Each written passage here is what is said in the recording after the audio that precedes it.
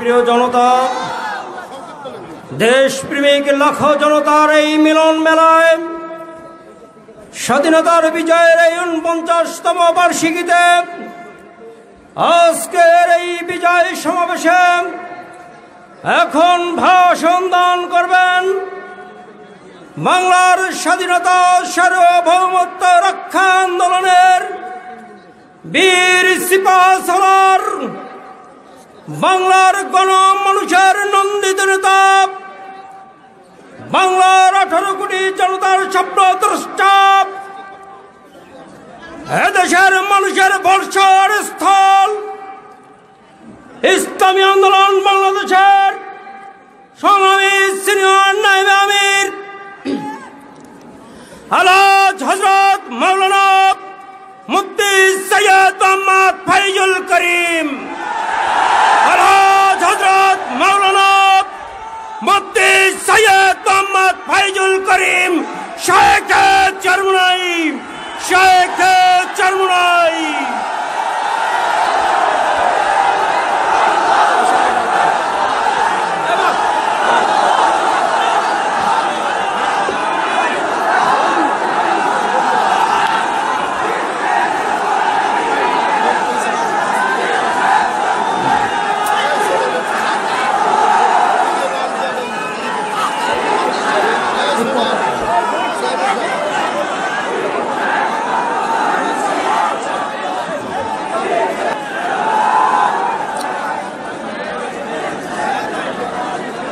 अस्सलामु अलैकुम व रहमतुल्लाहि व बरकातुहू।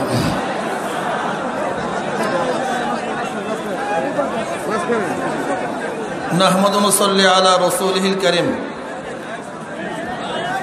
अम्मा बाद, फ़अऊज़ु बिल्लाहि मिनश शैतानिर रजीम, बिस्मिल्लाहिर रहमानिर रहीम।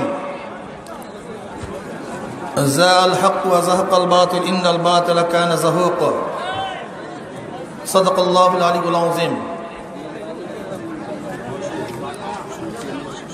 বিজয় দিবস উপলক্ষে আয়োজিত আজকে এই সম্মেলনের সম্মানিত সভাপতি, ওলামায়ে কেরাম, সর্বস্তরের এই দেশপ্রেমিক, এই মাটি প্রেমিক, এই বাংলাদেশ প্রেমিক ভাইয়ারা আমার, স্বাধীনতা হয়েছিল আজকের থেকে ৪৯ বছর আগে। আশা করা যায় আগামী বছর ৫০ বছর পূর্তি হবে। আজকে স্বাধীনতা উত্তর ভেবেছিলাম এবং আমাদের স্বাধীনতা স্থপতি শেখ সাহেব আশা করেছিলেন স্বাধীনতার পরে সবাইকে ঐক্যবদ্ধ করে দেশটাকে গড়বে, ভেদাভেদ থাকবে না, মারামারি হবে না, রক্তপাত হবে না, খুন খারাপি হবে না, যে মা বোনেরা ধর্ষিত হয়েছে দ্বিতীয়বার আর আমাদের মা বোনদের ইজ্জতহানি হবে না। কিন্তু আমরা কি দেখেছি, আজকে স্বাধীনতার এত বছর পরেও বাংলাদেশের মানুষ দুই ভাগে বিভক্ত হয়েছে। এক, ইসলাম, ইসলামপন্থী; দুই, নাস্তিক, নাস্তিকপন্থী। ইসলাম, ইসলামপন্থী; নাস্তিক, নাস্তিকপন্থী। ইসলামপন্থীরা মনে করে স্বাধীনতা স্থপতি বঙ্গবন্ধু শেখ মুজিবুর রহমান একজন মুসলমান, ইসলামের জন্য কাজ করেছেন। আর নাস্তিকপন্থীরা মনে করে শেখ সাহেব একজন সেকুলার, নাস্তিক, কমিউনিস্ট, তিনি ইসলামের বিপক্ষে কাজ করেছেন। এখন কাদের দাবি সত্য, কাদের দাবি মিথ্যে, এটা প্রমাণ করতে হবে। প্রথম, শেখ সাহেবকে, তিনি জনাব শেখ মুজিবুর রহমান, তেনার বাবা শেখ লুৎফর রহমান, লুৎফর রহমানের বাবা শেখ আব্দুল হামিদ, শেখ আব্দুল হামিদের বাবা একরামউদ্দিন, শেখ একরামউদ্দিন, শেখ একরামউদ্দিনের বাবা শেখ বুরহানুদ্দিন, শেখ বুরহানুদ্দিনের বাবা শেখ জানে মাহমুদ ওরফে তেকরি শেখ, শেখ তেকরি শেখের বাবা জনাব জহির শেখ, জহির শেখের বাবা জনাব দরবেশ আব্দুল আউয়াল, যিনি 1463 ঈসাই সালে এই বাংলাদেশে এসেছিলেন ইরাক থেকে ধর্ম প্রচার করার জন্য। সোনারগাঁয়ে তিনি ধর্ম প্রচার করার জন্য এসেছিলেন। তেনার পূর্বপুরুষ সোনারগাঁয় শেখ আব্দুল আউয়াল, যিনি ইরাক থেকে এসেছিলেন, তিনি বাইজিদ বুস্তামি রহমতুল্লাহ আলাইহি একজন শাগরেদ ছিলেন। তেনারই বংশধর বুরহানুদ্দিন সাহেব, শেখ বুরহানুদ্দিন সাহেব, তিনি টঙ্গীপাড়ায় এই দিন প্রচার করার জন্য সেখানে অবস্থান করেন। সেখানেই তিনি দিন প্রচার করেন। আমরা কি দেখেছি? শেখ সাহেবুত তাসুরীরা একজন ধর্ম প্রচারক ছিলেন, ইরাক থেকে এসেছেন ধর্ম প্রচার করার জন্য। শেখ সাহেবের বাবা একজন দাড়িওয়ালা টুপিওয়ালা, তার দাদা একজন দিনদার, তার পূর্বপুরুষ সবাই মুসলমান। কাজে কেউ যদি বলেন শেখ সাহেব নাস্তিক কমিউনিস্ট, আমি বলবো তুই মিথ্যা কথা বলছো, সে একজন মুসলমান,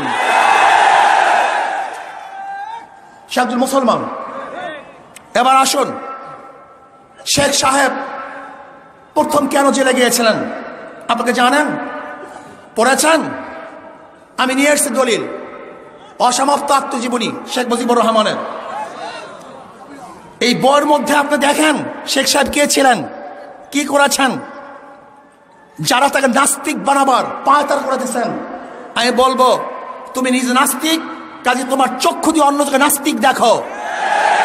তুমি যদি মুসলিম হও তাহলে তোমার চক্ষু দিয়ে আর যদি মুসলিমই দেখবা। আমি কিছু প্রমাণ দিই।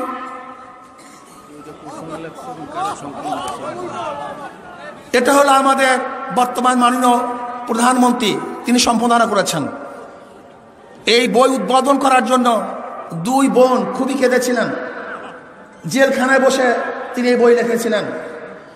শেখ সাহেব প্রথম জীবনে জেলে গিয়েছিলেন, তখন তিনি অষ্টমে পড়েন বা সপ্তমে পড়েন। তিনি এসছেন বাড়িতে, তাকে বলা হলো হিন্দু জমিদার একজন মুসলমানকে ধরে নিয়ে গেছে। তিনি তার দল বল নিয়ে সেই বাড়িতে গেলেন যে ছেড়ে দেন, কিন্তু না, ছাড়ে নাই। তখন তিনি জোর করে তাকে নিয়ে এসছে। এরপর সেই হিন্দু জমিদার তার বিরুদ্ধে কেস দিয়েছিল, সেই কেসেই তিনি প্রথম জেলে গিয়েছিলেন। এরপর মধ্যে এরপরে শেখ সাহেবের এক একটা ইতিহাস আমি বলবো। আমরা তাকে শুধু মনে করি, আজকে আমি বক্তৃতা করবো না, আমি কিছু বই পড়ে শোনাবো। আজকে বক্তৃতা করবো না, জাহেল এবং মূর্খদেরকে শোনাবো যে সে কি ছিলেন।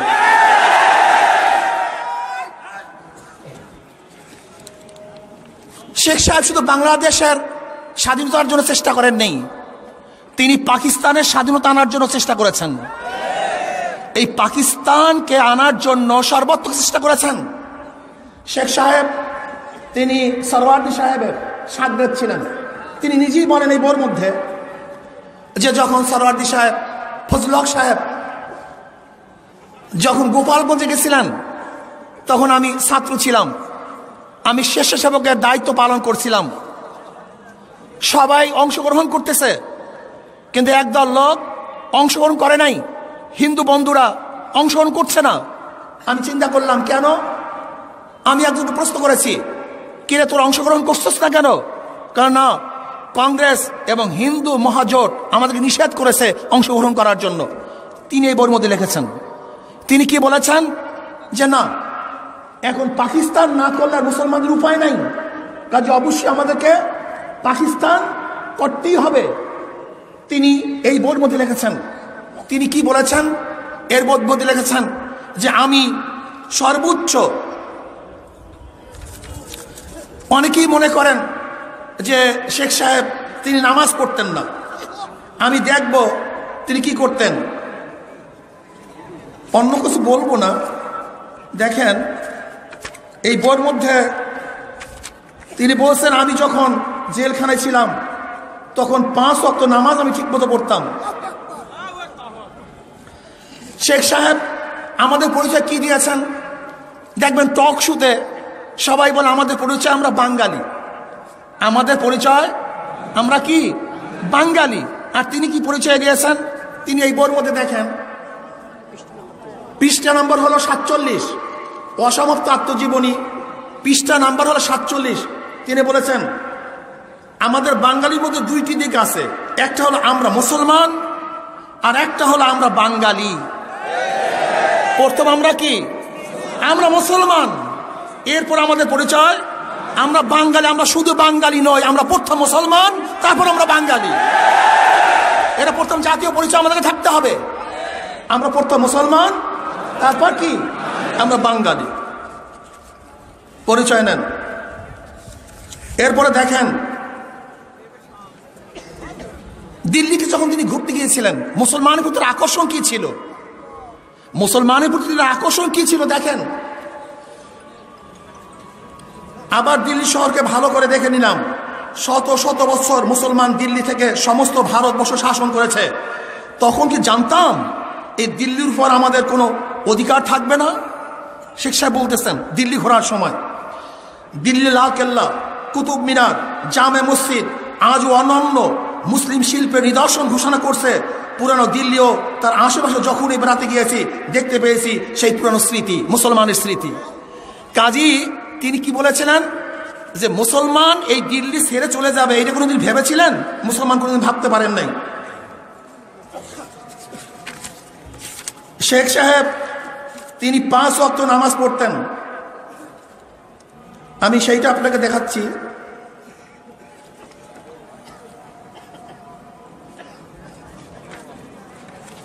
তিনি একজন মুসলিম লিডার ছিলেন।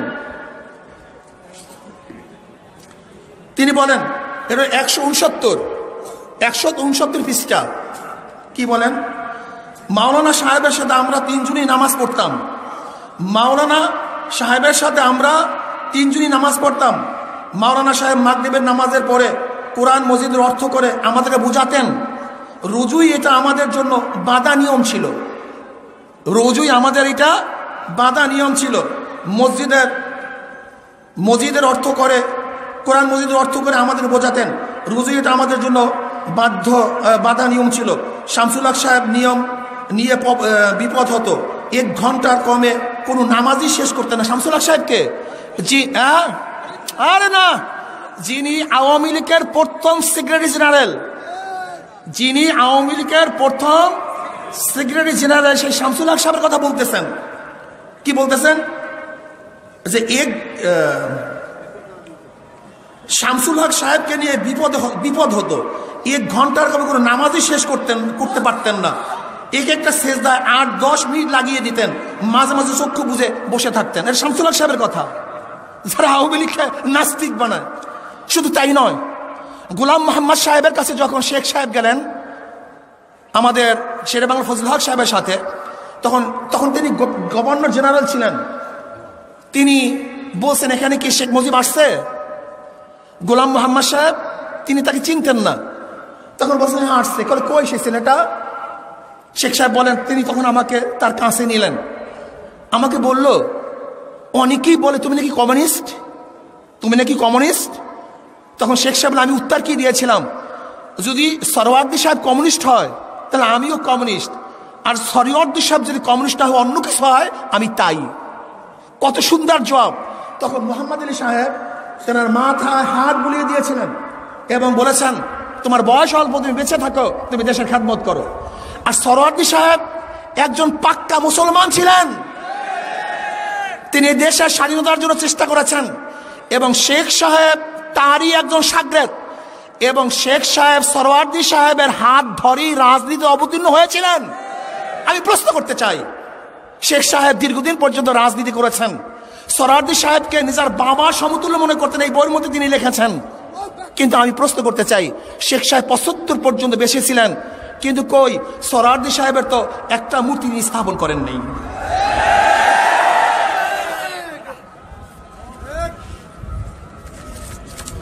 যাই হোক, এবার অনেকেই বলে আমরা কারোর সাথে মিলি না কেন।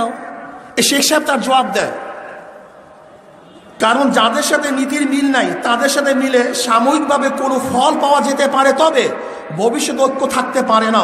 তাতে দেশ উপকার হওয়ার চেয়ে ক্ষতি বেশি হয়ে থাকে। এর জন্য যাদের সাথে নীতির মিল নাই এদের সাথে আমরা মিলতে পারি না। আমি কথাটা বুঝাতে পারছি? যে অনেক কথা তো সময় লাগবে।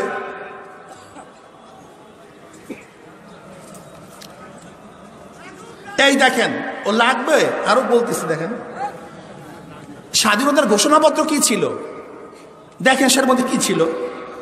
সর্বশক্তিমান আল্লাহ নামে আপনাদের কাছে আমার আবেদন ও আদেশ, দেশকে স্বাধীন করার জন্য শেষ রক্তবিন্দু থাকা পর্যন্ত যুদ্ধ চালিয়ে যান। আল্লাহর উপরে, সর্বশক্তিমান আল্লাহর নামে আপনাদের কাছে আমার আবেদন, আল্লাহর নামে। তা সেদনা স্বাধীনতার যুদ্ধ ছিল আল্লাহর নামে শুরু, ইনশাআল্লাহ তারা শেষ করেছিলেন। এবার আসেন, এটা হলো পিনাকা ভট্টাচার্যের মুক্তিযোদ্ধার বয়ানে ইসলাম। যদি ওনার রেফারেন্স, ওনার না, বিভিন্ন রেফারেন্স উনি বইয়ে লিখেছেন, আমি সেই সম্পর্কে কিছু জানাতে চাই। আমরা এগুলি জানা উচিত। এবার শোনেন, বাংলাদেশের মুক্তিযুদ্ধ নেতৃত্ব দানকারী রাজনৈতিক দলের নাম নিঃসন্দেহে আওয়ামী লীগ। আলোচনা শুরুতে মুক্তিযুদ্ধের আগে পরে বাংলাদেশের আওয়ামী লীগের নীতি নির্ধারিত দলিল, বক্তব্য, কর্মসূচি, ইসলাম ও ইসলামের অনুষঙ্গ কিভাবে ছিল, প্রথমে আমরা তার একটু সন্ধান করব। এখানে 6টি আলাদা রেফারেন্স তুলে সেই সন্ধানে যাব। খুব ভালো মতো বুঝতে হবে।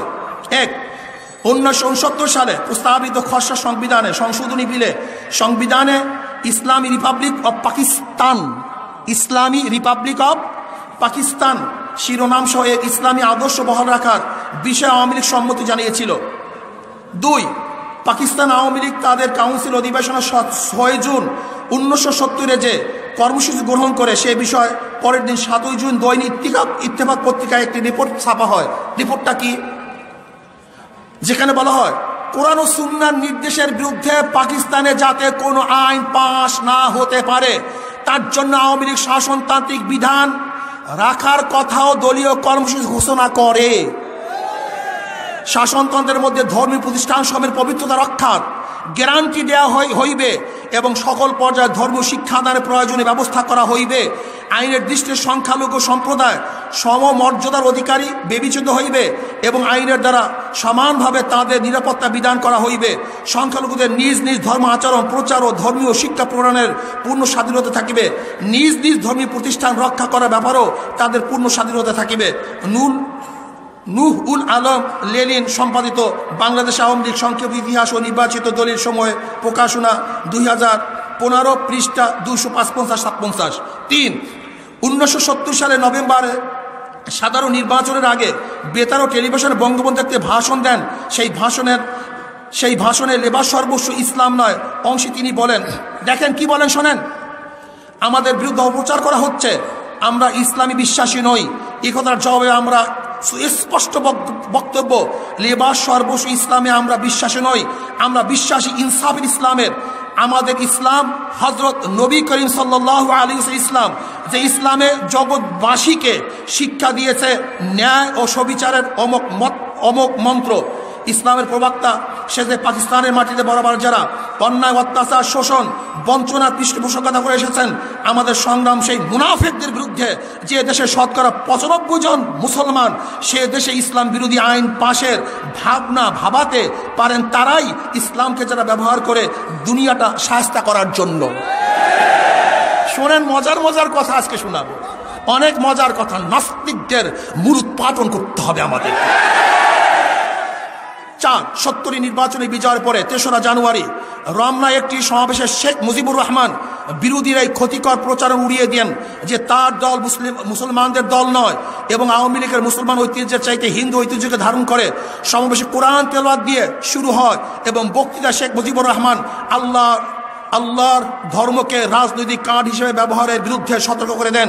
তিনি উচ্চস্বরে আসসালামু আলাইকুম বলে তার বক্তব্য শুরু করেন এবং একটা প্রশ্ন ছুড়ে দেন, ন্যাশনাল এবং প্রাদেশিক অ্যাসেম্বলিতে আওয়ামী লীগ নেতা নির্বাচিত হওয়ার পরেও কোথায় কি ইসলামের চর্চা ও ব্যবস্থা সম্পর্কে আওয়ামী লীগকে জড়িয়ে কোনো অভিযোগ এসেছে? মানুষ কি তার নিজস্ব বিশ্বাস নিয়ে চলছে না? ইসলামের কি কোনো ক্ষতি হয়েছে? ইসলাম কি চলে গেছে? এই মহান ধর্ম কি আর কেউ এখন দীক্ষিত হচ্ছেন না? শেখ মুজিব বলেন আমি জানি আওয়ামী লীগের বিরুদ্ধে ঘৃণা প্রচার চালাতে পূর্ব পাকিস্তান কত টাকা ঢালা হয়েছে। সমাবেশে আন্দোলন নিহতদের মাগফিরাত কামনার জন্য ফাতিহা পাঠ করা হয়। সমাবেশে যারা নিহত হয়েছেন তাদের জন্য ফাতিহা পাঠ করা হয়। এর মধ্যে আসরের আজান শুরু হয়েছে। শেখ মুজিবুর রহমান নিজেই সবার কাজ মুলতবি রাখার পরামর্শ দেন।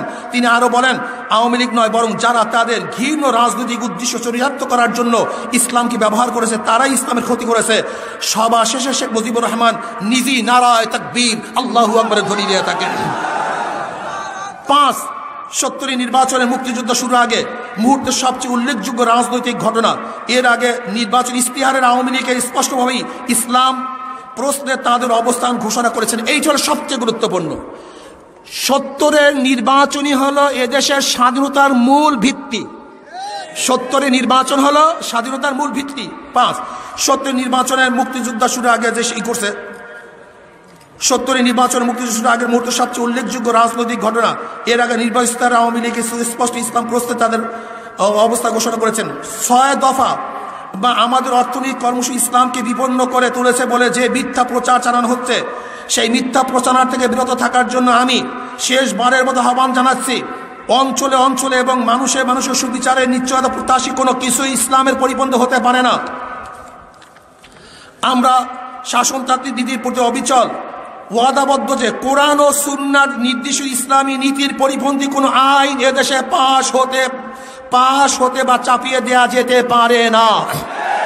6 পাকিস্তান শাসকেরা 25শে মার্চের পরে গণহত্যা চালিয়েছে আর তাদের সেই ঘৃণ্য কাজের পক্ষে সাফাই হিসেবে কখনো তা পাকিস্তানের অখণ্ডতা রক্ষার জন্য আবার কখনো ইসলামকে রক্ষার জন্য করা হয়েছে বলে দাবি করা হয়েছে। কিন্তু বাংলাদেশের মানুষ সবসময় ইসলাম এবং মুসলমানদের কল্যাণের নামে করা এই কাজে রাজনৈতিক ধোঁকাবাজি হিসেবে দেখেছে। তৎকালীন পূর্ব পাকিস্তান রাজনৈতিক নেতারা তাদের বক্তব্যে বারবার প্রসঙ্গটি এনে জনগণের সতর্ক করেছেন। বঙ্গবন্ধু শেখ মুজিবুর রহমানও সে কথা উল্লেখ করেছেন। ঠিক এইভাবে জনগণকে ইসলাম মুসলমানের নামে স্লোগান দিয়ে ধোঁকা দেওয়া যায় না। ধর্মপ্রাণ বাঙালি মুসলমান তাদের ধর্ম ভালোবাসে, কিন্তু ধর্মের নামে ধোঁকা দিয়ে রাজনৈতিক কার্যসিদ্ধি করতে তারা দিবে না।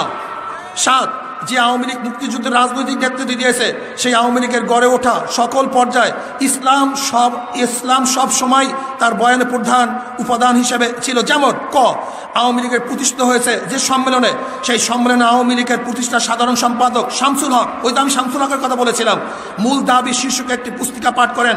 এই পুস্তিকা সুস্পষ্ট করে বলা হয় রাষ্ট্রের সার্বভৌমত্ব। শোনেন, যারা আজকে স্বাধীনতার মূল স্থাপন হিসাবে ধর্মনিরপেক্ষতা সেকুলারিজম এরকম বলতে চান, আমি তাদেরকে বলি আওয়ামী লীগের মূল থিওরি কি ছিল?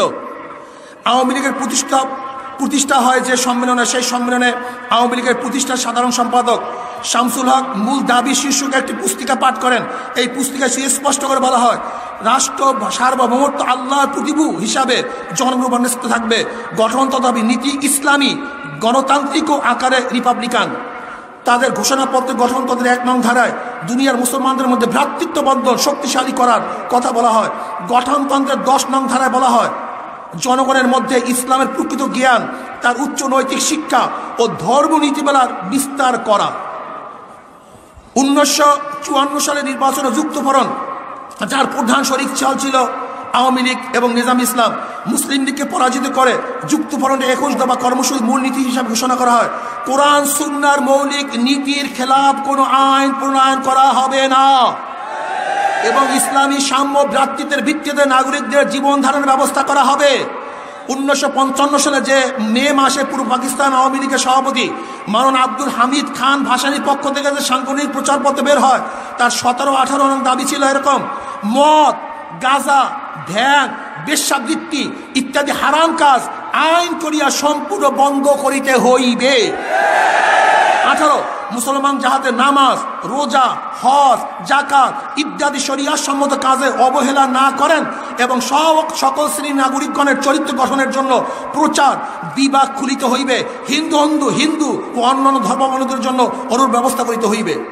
আপনাদের খারাপ লাগতেছে না তো? আসল বাণী শুনিয়া যান, ধোকাবাজরা ধোকা দিতে পারিবে না। 1966 সালে তদানীন্তন আওয়ামী লীগের সভাপতি শেখ মুজিবুর রহমান 6 দফা পেশ করেন। পরবর্তীকালে এই 6 দফা বাংলাদেশের স্বাধীনতা আন্দোলন হিসাবে পরিগণিত লাভ করে। সেই 6 দফা ছিল মূল অর্থনৈতিক ও রাজনৈতিক দাবি। এতে কোনো ধর্মনিরপেক্ষতাবাদের কথা ছিল না, বরং প্রথম দফা ছিল লাহোর প্রস্তাবের ভিত্তিতে পূর্ণ স্বাস্থ্য শাসনের দাবি। 1969 সালের আইয়ুব বিরোধী ছাত্র গণ আন্দোলনের 11 দফা। 1970 সালে নির্বাচনের সময় আওয়ামী লীগের পক্ষ থেকে পরিষ্কার ঘোষণা দেওয়া হয় যে কোরআন সুন্নাহ বিরোধী কোনো আইন পাশ করা হবে না। নির্বাচনে আওয়ামী লীগ নিরঙ্কুশ বিজয় লাভ করার পরে তাদের সংবিধান কমিটি, এটা হলো 72-এর সংবিধানের আগে বিজয় হওয়ার পরে যে সংবিধান কমিটি গঠন করা হয়েছিল ডাক্তার কামালের নেতৃত্বে, সেই সংবিধানের কর্তৃক প্রণীত খসড়া সংবিধানের প্রস্তাবনায় তদানীন্তন পাকিস্তানের মুসলমানদের ব্যক্তিগত ও সামাজিক জীবনকে কোরআন সুন্নাহর আলোকে গড়ে তোলার কথা স্পষ্ট ভাষায় বলা হয়েছিল। এটা বাংলাদেশ স্বাধীনতা যুদ্ধের দলিলপত্র, সরকারিভাবে যে স্বাধীনতার যুদ্ধের দলিলপত্র, তার মধ্যে কথা লেখা আছে।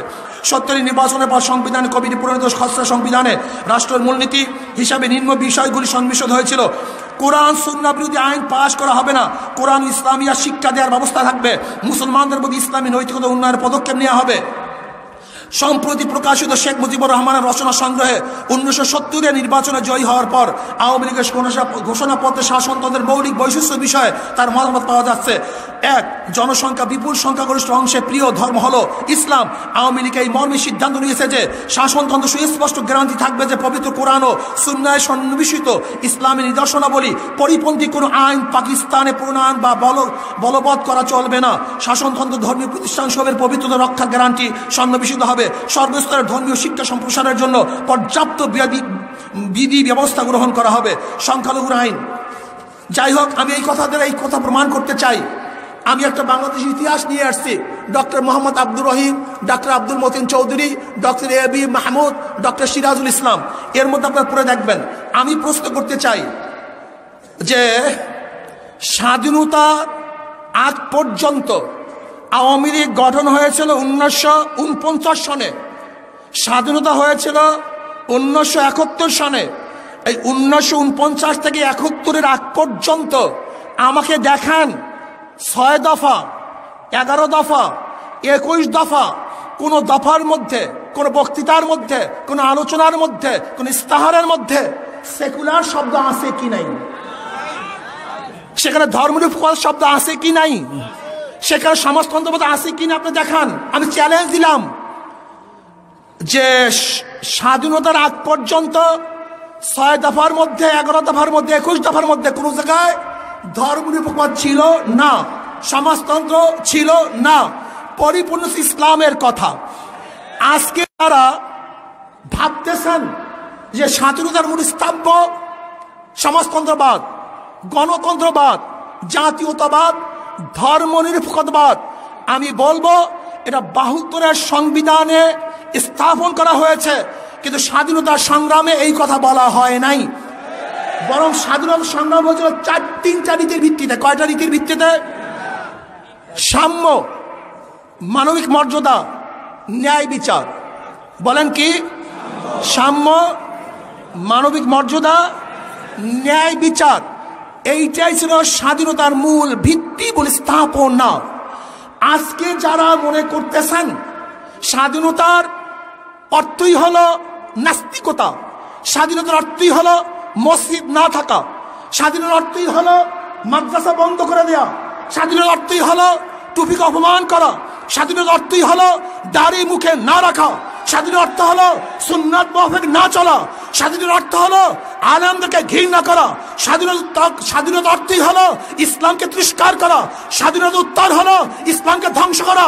আমি মনে করবো তুমি স্বাধীনতার উত্তর, স্বাধীনতার তুমি ভুল আকাঙ্ক্ষা রক্ষা করো নাই, বরং বাংলাদেশকে ধ্বংস করার চক্রান্তে লিপ্ত হয়েছ। ভাইয়ারা আমার, আমি বলতে চাই আজকে যারা স্বাধীনতা বলতেছেন, আপনি কি স্বাধীনতার অবস্থা জানেন? স্বাধীনতা করেছেন? স্বাধীনতার অবস্থা সম্পর্কে আপনার জানা আছে? আপনার আদৌ জানা নেই, আদৌ জানা নাই। বরং স্বাধীনতা করা হয়েছিল এদেশের মানুষকে ন্যায় বিচার, ইনসাফ এবং মানবিক মর্যাদাকে রক্ষা করার জন্য। আমরা এই দেশ 3 বার স্বাধীন করেছি। প্রথম স্বাধীন করেছি ব্রিটিশ থেকে, দেশ স্বাধীন করেছিলাম। এরপর ভারত থেকে পাকিস্তান স্বাধীন করেছিলাম। এরপর পাকিস্তান থেকে আমরা বাংলাদেশ স্বাধীন করেছি। কথা ঠিক না? আজকে নাস্তিকের গোষ্ঠী ইসলামকে বিচলিত করার চক্রান্ত করতেছে, ইসলামকে ধ্বংস করার চক্রান্ত করতেছে, ইসলামকে ধূলিসাৎ করার চক্রান্ত করতেছে।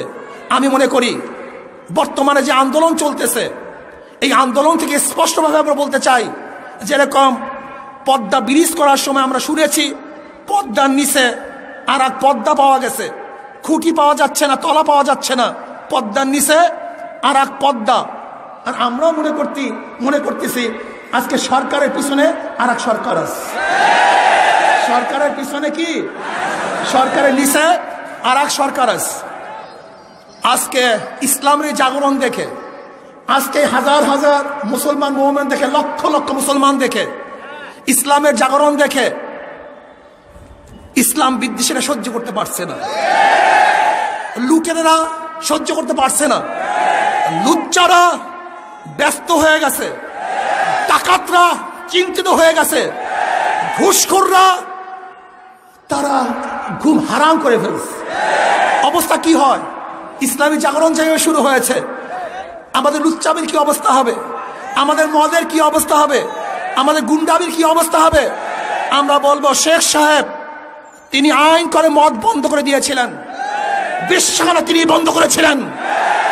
আজকে যারা বেশ্যাখানা করার চিন্তা করতেছ, আজকে নারী ধর্ষণের অভয় অরণ্য যারা দেশটাকে করতে চাও, তোমাদের কোনোদিন আশা সফল দেশে করতে দেওয়া হবে না, ইনশাআল্লাহ এটা করতে দেওয়া হবে না। আজকে বাংলাদেশের নাগরিক তারা কি দেখেছেন? তারা দেখেছেন যে সরকারের নিচে আর এক সরকার আছে।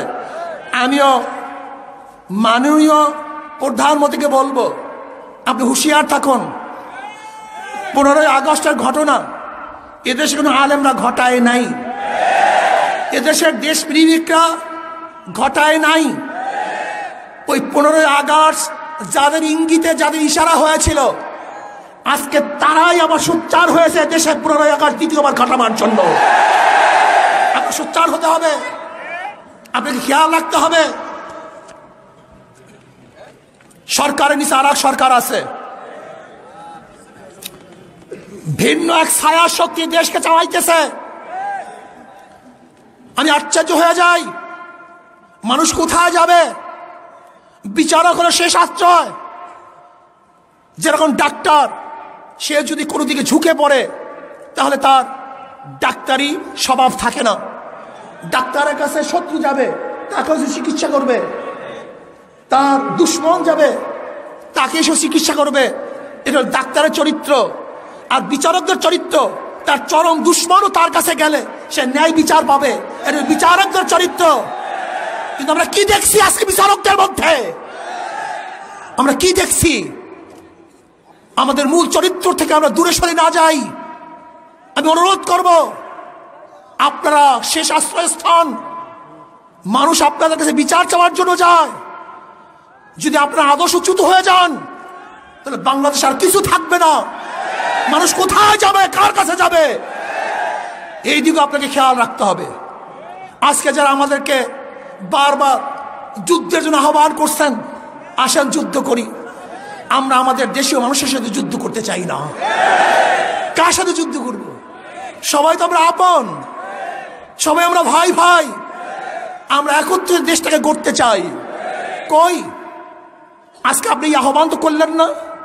যারা ফেলানিকে কাঁটা তারের উপরে বাদুরের মতো ঝুলিয়ে রাখছে, আপনি তো সেই দিন আহ্বান করলেন না, আসেন যুদ্ধ করি। যেই দিন আমাদের র্যাবের পোশাককে খুলে ফেলে অপমান করা হয়েছিল, ওই আপনি তো যুদ্ধের ডাক দিলেন না। যখন আপনার হত্যা হয়েছিল, আপনি যুদ্ধের আহ্বান করেন নাই। সিনা হত্যা হয়েছে, যুদ্ধের আহ্বান করেন নাই। আপনি কার সাথে যুদ্ধ করতে চান? নাস্তিকের গোষ্ঠী স্পষ্ট ভাষায় বলে দিতে চাই, তুমি মুসলমান চেনো নাই, সাগর দেখছো, সাগরের গভীরতা দেখো নাই। পাহাড়টা খুলতা দেখো নাই, পাহাড়টা সংখ্যা দেখো নাই, আর একবার হুঙ্কার দেও, এদেশ থেকে পালাতে বাধ্য হবা। নাস্তিকদের চাই নাই, লাল সবুজের পতাকায় দালালদের চাই নাই। টকশু করো, আলেমদের বিরুদ্ধে কটূক্তি করো। কথিত আছে ইমাম আজম আবু হানিফা রাহমাতুল্লাহ আলাইহি বসা, সাগরেদদের নিয়ে বসা, বাচ্চারা খেলতেছিলেন, বাচ্চাদের একটা বল সেখানে এসে বুঝছে। এখন কোনো বাচ্চাই সেখানে যাবেন না, মুরব্বীরা বসা, কে যাবেন। কিন্তু দেখা যায় একটা বাচ্চা, একটা ছেলে বীর বিক্রমের সাথে সিনা উঁচা করে, আদব না রক্ষা করে মাঝখান থেকে নিশ্চিন্তে বল নিয়ে এসছেন। কথিত আছে ইমাম আজম আবু হানিফা বলেছিলেন, নিশ্চয়ই এই সন্তানটা সুসন্তান নয়, এটা জারের সন্তান, এটা সুসন্তান নয়। বললেন কিভাবে? অবৈধ সন্তান ছাড়া আলেম থেকে বিজ্জিত করতে পারে না, অসম্মান করতে পারে না। পরবর্তী দেখা যায় আসলেও সেই সন্তানটা সুসন্তান ছিল না, কুসন্তান ছিল। আমি চ্যালেঞ্জ দিয়ে বলতে পারি, চ্যালেঞ্জ দিয়ে, আজকেও আলেম দিকে যারা কটূক্তি করে, ঘৃণা করে, গালি দেয়, ওরা সুসন্তান না, ওরা কুসন্তান। ওরা সুপুত্র হতে পারে না, ওরা কুসন্তান। আজকে দেশটাকে ইসলাম গ্রহণ করেছে। শোনেন, আমি আগে বলেছি পদ্মার নিচে আর এক পদ্মা পাওয়া গেছে, সরকারের নিচে আর এক সরকার পাওয়া গেছে। আপনি জানেন এদেশের চাকরি কোথা থেকে আসে? আপনি জানেন চাকরি কে দেয়? কাদের ইশারা চাকরি হয়? আপনারা জানেন না। উপর থেকে বলা হয় অমুক অমুক অমুক জায়গায় বসাও, সেখানে সেই অনুযায়ী বসানো হয়। ইসকন এদেশের চাকরি নির্ধারণ করে, ইসকন এদেশের চাকরি নির্ধারণ করে। আপনি কি জানেন এদেশের অবস্থা কি? যে দেশের রেমিটেন্স বিদেশি কর্মচারী আমাদেরকে দিয়ে পাঠায়, অথচ 10 লক্ষ ভারতের লোক এদেশে চাকরি করার ভিত্তিতে কোটি কোটি বিলিয়ন ডলার উপরে চলে যায়। আমি চাই আমার কি হবে? ভারতের বিরুদ্ধে, মোদী সরকারের বিরুদ্ধে কেউ কথা বলে না। আমরা ভারত বিরোধী নই, আমরা ইসকন বিরোধী, মোদীর বিরোধী। যারা এই দেশটাকে গিলে ফেলতে চায়, পানি ছাড়া দেশটাকে গিলে ফেলতে চায়, আমরা তাদের বিরোধী। যারা এই দেশকে গিলে ফেলতে চাও, আমরা তাদের জন্য কাটা হয়ে যাব। যারা দেশকে ধ্বংস করতে চাও, আমরা তাদের জন্য প্রাচীর হয়ে যাব। যারা দেশের আঙ্গুল তুলবো, ওদের আঙ্গুলকে ভেঙে ফেলবো। যে দেশকে ধ্বংস করতে চাও, আমাদের জীবনের বিনিময়ে তাদের প্রতিহত করবে ইনশাআল্লাহ। আমি শেখ হাসিনা সরকারকে বলবো, আপনি সতর্ক থাকুন, আপনি সতর্ক থাকুন। আপনি চীনের দিকে ঝুঁকে যাওয়ার কারণে, আজকে মোদী সরকার সহ্য করতে পারছে না। মোদী সরকার সহ্য করতে পারছে না। ব্যালেন্স রাখার জন্য আজকে সবাই চিন্তা করতেছে কি করব, না জানি কি হয়, অমুক হয় তমুক হয়। আমি আপনাকে বলবো, শেখ হাসিনা সরকারকে বলবো, আপনি কি জানেন 15 আগস্ট কেন হয়েছিল? যখন শেখ সাহেব গান্ধীজির কথা অমান্য করে ওয়াইসি সম্মেলনে যোগ দিয়েছিল এবং এই দেশটাকে বৃহত্তম দ্বিতীয় মুসলমান কান্ট্রি ঘোষণা করেছিল। আজকে সেই দিনই ওপারের ফয়সালা হয়ে গেছিল যে শেখ সাহেবকে আর এই দুনিয়াতে রাখা যাবে না। আজকে যারা শেখ সাহেবের মহব্বত করতেছেন, ভালোবাসতেছেন, আমি প্রশ্ন করতে চাই, তিনি যখন 15 আগস্টের পরে 36 ঘন্টা বসেছিলেন, এই নেতারা কোথায় ছিলেন? এত মহব্বত কোথায় ছিল? এত ভালোবাসা কোথায় ছিল? হ্যাঁ, মাননীয় প্রধানমন্ত্রী এই কথা বারবার বলেন, আজও সেই প্রশ্নের জবাব পাই না যে আমার বাবা পড়েছিল, অথচ এত বড় দল এত সংগঠন, এত কর্মী, কিন্তু তাকে দেখার মতো কেউ ছিল না। শেখ সাহেব পড়েছিল, আর আপনারা তখন ক্ষমতার ভাগাভাগি নিয়ে ব্যস্ত ছিলেন। মুস্তাক সাহেবের মন্ত্রিসভায় কে কে ছিলেন এদেশের মানুষ জানে না? এদের মানুষ দেখে নাই? ট্যাঙ্কির উপরে কি নাচানাচি করেছিল ইতিহাস কেউ জানে না? শেখ সাহেবের চামড়া দিয়ে ঢুকঢুকি কে বানিয়েছিল এদেশের মানুষ জানে না? শেখ সাহেবের চামড়া দিয়া কারা জুতা বানাইতে চাইছিল এদেশের মানুষ জানে না? শেখ সাহেব মারা যাওয়ার পরে বাংলার ফেরাউন মারা গেছে, এই ঘোষণা কে দিয়েছিল? কোন আলেম দেয় নাই, কোন মৌলবী দেয় নাই, কোন ইসলাম প্রেমিকরা দেয় নাই, তোদের মতো দালালরা দিয়েছে, তোদের মতো নাস্তিকরা দিয়েছে। শুধু তাই নয়, আমি আপনাদের প্রশ্ন করতে চাই, শেখ সাহেবের জানাজায় কে কে ছিলেন? তার জানাজায় কে উপস্থিত হয়েছিলেন? তার জানাজা কে দিয়েছিল? এই দালালের গোষ্ঠী একটাও ছিল না। ওরা গদি দিয়ে ব্যস্ত ছিল, ওরা গদির ভাগাভাগিতে লিপ্ত ছিল, কিন্তু আলেম ওলামাই তার জন্য দোয়া করেছিলেন। যাই হোক, আমার কথাবার্তা পরিষ্কার। সাংবাদিক বন্ধুরা, আজকে সিগন্যাল মিগনাল দেই নেই, আজকে সিগন্যালও দেই নাই, মিগনালও দেই নাই, প্রচারও করি নাই, প্রসারও করি নাই। শুনছে, কেস হইছে, এর জন্য আবেগে মানুষগুলি এখানে চলে আসছে। কিন্তু যেদিন অ্যারেস্ট করবে সেদিন দেখবেন মানুষের খেলা দিও।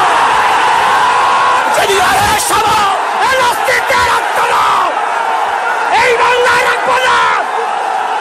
ওইজন ভাইবের কিছু বলে এ চলবে, আমি বাংলা দূরে। শোনেন, আমাদেরকে জেলের ভয় দেখে কোনো লাভ নেই।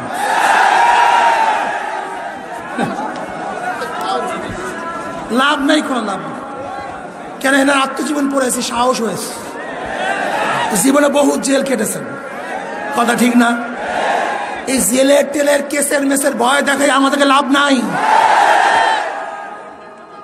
যদি অন্যায় করে থাকি জেলে দেন, আপত্তি নাই, কিন্তু অন্যায় যদি না করি আর জেলে ঢুকাবার দুঃসাহস দেখান, তাহলে বাংলাদেশের জনগণ ইনশাআল্লাহ সেই দুঃসাহস আঘাত করবে,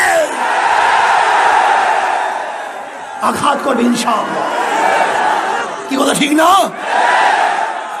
যেই দিন এই হাতের মধ্যে হ্যান্ডকাপ লাগবে অন্যায় হবে, সেই দিন বাংলাদেশের জনগণ এই হ্যান্ডকাপকে ছিঁড়ে ফেলবে ইনশাআল্লাহ। আপনারা ভাবছেন যে জেলের তকমা আর কেসের তকমা দেখালি ইঁদুরের মতো পালিয়ে যাব? ইঁদুরের বাচ্চা পালাতে পারে, শিয়ালের বাচ্চা পালাতে পারে, ভোজনের বাচ্চা পালাতে পারে, বিড়ালের বাচ্চা পালাতে পারে, কিন্তু শেখ ফজলুল করিমের, সৈয়দ ফজলুল করিমের বাচ্চা পালাতে পারে না, সৈয়দ শাহের সন্তান পালাতে পারে না, ওমরের সন্তান পালাতে পারে না, আবু বকরের সন্তান পালাতে পারে না। মারা যাব, শির উঁচা করে মরব, রক্ত দেব ইসলামের জন্য, রক্ত দেব, জীবন দেব ইসলামের জন্য, জীবন দেব, এই দেশ রক্ষা করার জন্য জীবন দেব। সাম্য, মানবিক মর্যাদা, ন্যায় বিচার প্রতিষ্ঠিত করার জন্য প্রয়োজনে রক্ত দেবে ইনশাআল্লাহ। নারায়ে তাকবীর, নারায়ে তাকবীর।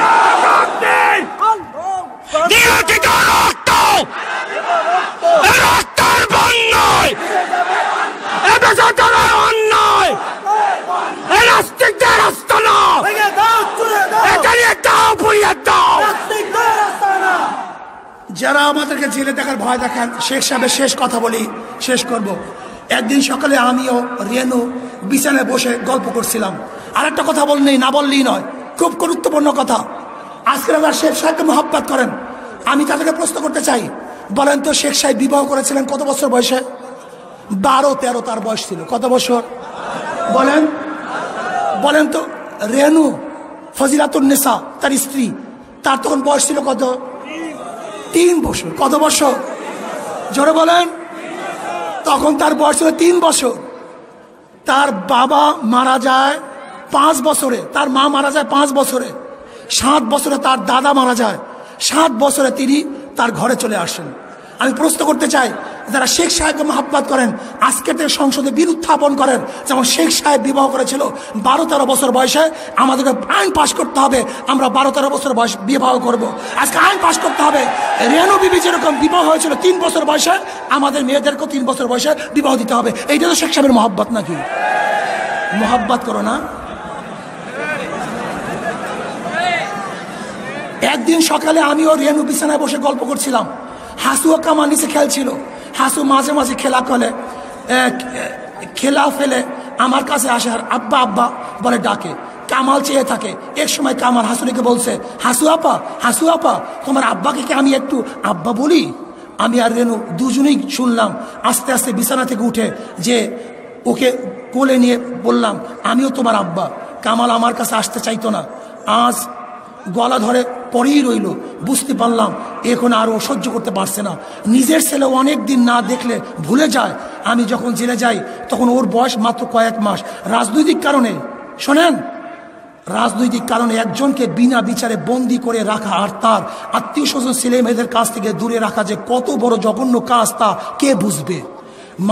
মানুষ স্বার্থের জন্য অন্ধ হয়ে যায়। আমিও শেখ হাসিনা সরকারকে বলবো, আপনিও স্বার্থের জন্য অন্ধ হয়ে যায়েন না। আমাকে এবং আমাদের সবাইকে এই স্বাধীনতা পালন করার তৌফিক দান করেন। আমার জন্য দোয়া চাই, আমিও দোয়া করি। সজাগ থাকতে হবে, চৌকান্না থাকতে হবে। ডাক পড়ার সাথে সাথে গোটা বাংলাদেশকে অবগত করতে হবে।